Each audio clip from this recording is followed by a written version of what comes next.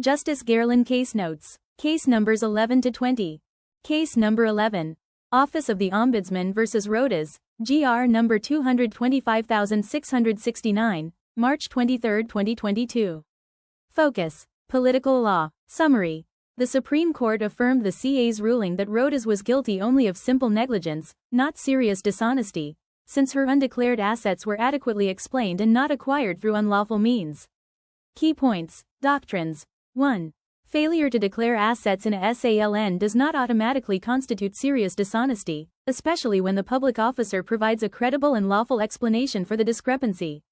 2. Explained wealth, assets shown to be lawfully acquired, cannot be penalized as dishonest, and public officers must be given the opportunity to justify discrepancies. 3. Simple negligence, not serious dishonesty, applies when omissions in SALNs result from carelessness without intent to deceive, warranting a proportionate penalty such as suspension rather than dismissal. Case number 12. People vs. Montilla y Cariaga, GR number 198449, November 22, 2021. Focus. Criminal law. Summary. The Supreme Court affirmed Montilla's conviction for murder, ruling that his claim of self-defense failed due to lack of unlawful aggression, and that the killing was qualified by treachery. Key points. Doctrines. 1. Self-defense requires clear and convincing proof of unlawful aggression, reasonable necessity of the means employed, and lack of sufficient provocation. Without unlawful aggression, the defense fails. 2. Treachery qualifies a killing to murder when the attack is sudden and unexpected, leaving the victim no chance to defend himself. 3. Trial court's assessment of witness credibility is given great weight, especially when testimonies are consistent and corroborated by physical evidence. Case number 13. Estomo vs. Civil Service Commission, Regional Office Number X, GR number 248971, August 31, 2022. Focus. Political law. Summary. The Supreme Court denied Estomo's claim for additional compensation, ruling that quantum meruit does not apply without prior government approval or clear evidence of consent. Key points. Doctrines. 1. Quantum meruit applies only when services are rendered with the knowledge and consent of the government, and in the absence of formal approval, the contractor assumes the risk of non-payment. 2. Government infrastructure projects require prior approval for additional works, and informal requests or unilateral actions do not create binding obligations. 3. Only duly authorized and approved amounts are compensable, and courts will not enforce claims beyond what is formally acknowledged by the agency.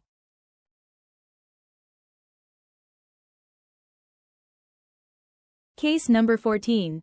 Datu Pax Ali S. Mangudadatu vs. Commission on Elections, et al. GR numbers 260219 and 260231, April 22, 2025. Focus. Political law. Summary. The Supreme Court upheld the cancellation of Pax Ali's certificate of candidacy due to false material representation regarding his residency, affirming that he failed to meet the one-year residency requirement. Key points. Doctrines. 1. An incumbent public official may acquire a new domicile during tenure, but must prove intent to abandon the old domicile, physical presence in the new locality, and intent to remain there. 2. Material misrepresentation in a certificate of candidacy, such as falsely claiming residency, warrants cancellation under Section 78 of the Omnibus Election Code. 3. Residency must be continuous for at least 1 year prior to Election Day, and failure to meet this requirement disqualifies a candidate from running for local office. Case number 15. San Pedro vs. Spouses Trinidad, GR number 272300, April 7, 2025. Focus. Civil law. Summary. The Supreme Court upheld the dismissal of the appeal, ruling that a petition for review under Rule 42, not a notice of appeal, is the correct mode when the RTC decides a case in its appellate jurisdiction. Key points. Doctrines. 1. When the RTC exercises appellate jurisdiction, the proper mode of appeal to the CA is a petition for review under Rule 42, not a notice of appeal. 2. Even if the RTC tries the case on the merits as if originally filed, the appeal remains appellate in nature if it originated from the MTC. 3. Failure to use the correct mode of appeal renders the appeal dismissible, and the RTC's judgment becomes final and executory. Case number 16. People vs. Akil y Guamalon, GR number 265570, April 7, 2025. Focus. Remedial law. Summary. The Supreme Court acquitted Akil, ruling that the circumstantial evidence presented failed to meet the threshold of proof beyond reasonable doubt and that his confession was inadmissible for lack of legal safeguards. Key points. Doctrines. 1. Circumstantial evidence is sufficient for conviction only if a. More than one circumstance exists, b. The facts from which inferences are drawn are proven, c. The combination of circumstances leads to a conviction beyond reasonable doubt, identifying the accused to the exclusion of all others.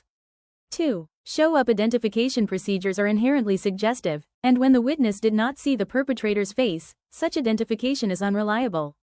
3. Confessions made without counsel during custodial investigation are inadmissible, as they violate constitutional rights under the Miranda Doctrine. Case number 17.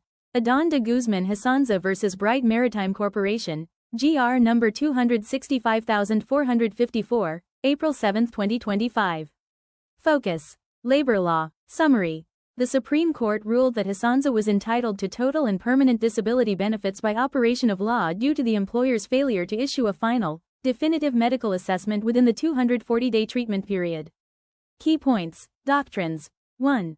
Under the POEASEC, a company-designated physician must issue a final, conclusive, and definitive disability assessment within 240 days, after exhausting all treatment options. 2. Failure to provide such an assessment within the prescribed period results in a conclusive presumption of permanent total disability, entitling the seafarer to full disability benefits by operation of law. 3. Referral to a third doctor is not mandatory when the employer fails to issue a valid final assessment, and interim or premature assessments cannot defeat the seafarer's entitlement. Case number 18. Remedios a Antonino and Angelita a Antonino v. Banco de Oro Universal Bank, Inc., GR number 273446, April 7, 2025. Focus. Commercial law. Summary. The Supreme Court affirmed BDO's liability for failing to exercise the highest degree of diligence in safeguarding the Antonino's time deposits, awarding them moral and exemplary damages, attorney's fees, and legal interest. Key points. Doctrines. 1. Banks are required to exercise the highest degree of diligence in managing client deposits, including verifying withdrawal requests and informing clients of material changes like branch closures. 2. Even without malice or bad faith, a bank's negligence that causes mental anguish entitles depositors to moral and exemplary damages, as well as attorney's fees. 3. Laches does not apply when deposits are subject to automatic rollover, and the depositor retains possession of original certificates, rebutting claims of prior redemption. Case number 19. Zamora v. Mahinay, AC number 14128, April 2, 2025. Focus. Legal and judicial ethics. Summary. The Supreme Court sanctioned Adi. Mahinay for forum shopping, abuse of court processes, and making defamatory accusations irrelevant to the case, imposing suspension and fines. Key points. Doctrines. 1. Forum shopping occurs when a party files multiple cases involving the same issues and parties, seeking favorable rulings from different courts, and is prohibited under Canon 2, Section 23 of the CPRA. 2. Lawyers must not misuse court processes to delay proceedings or disrupt justice, and filing repetitive or obstructive motions constitutes abuse of process. 3. Defamatory statements made in judicial proceedings are not protected by privileged communication when they are irrelevant to the case and intended to malign others. Case number 20. Grand Exploit Builder Development, Inc. v. Hugarden Realty Corp.